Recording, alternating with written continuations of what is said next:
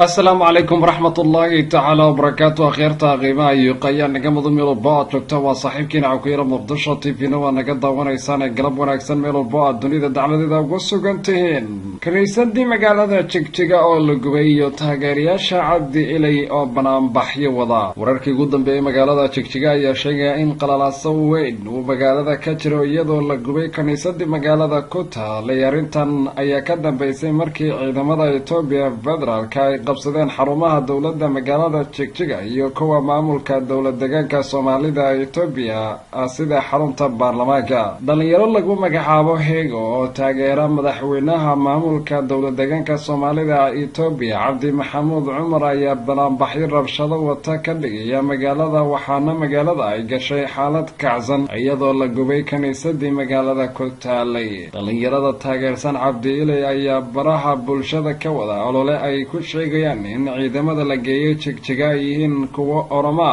waxayna dadka ugu baaqayaan inay dagaalamaan ilaa iyo hadda lama oga halka uu ku dambeeyay madaxweynaha maamulkii Soomaalida Itoobiya oo xiriirkii uu la lahaa dawladda federaalka Itoobiya uu si weyn u xumaaday isagoo diiday inuu tago Addis Ababa oo looga yaray dadka Soomaalida dawlad deegaanka Itoobiya ku nool ayaa waxay bari dambe cabasho ka keeneen baaqa oo hadal uu jeediyay ra'iisul wasaaraha cusub ee Itoobiya Abiy Ahmed ku saabsan saamiga Soomaalida laga siiyay shidaalka laga helay deegaankooda waxaana arrintaasi ay aad ugu careysiisay dadka deegaanka Soomaalida Itoobiya oo xitaa ONLF ay ku jirto oo sheegtay in aysan arrintaasi macquul noqon karin Cabdi Maxamuud Ilay ayaa dadka deegaanka waxay ku cambaarayeen inuu baaba ka dhigay dadka deegaanka xilligii dawladii Haile Mariam iyo dawladii Mela Zenawi shacabka Itoobiyankuna ay dhibaato fara badan ka soo gaartay xiliyadaasi ayagoo xabsiyada lagu ciqaabayay qaar fara badan oo toogtay asagoo ku tilmaamaya ururka argagixisada u yaqaaneen OBO oo ONLF laga wado Cabdi Ilay ayaa maanta magaalada Jigjiga isaga xaraabay isagoo aan la aqoon halka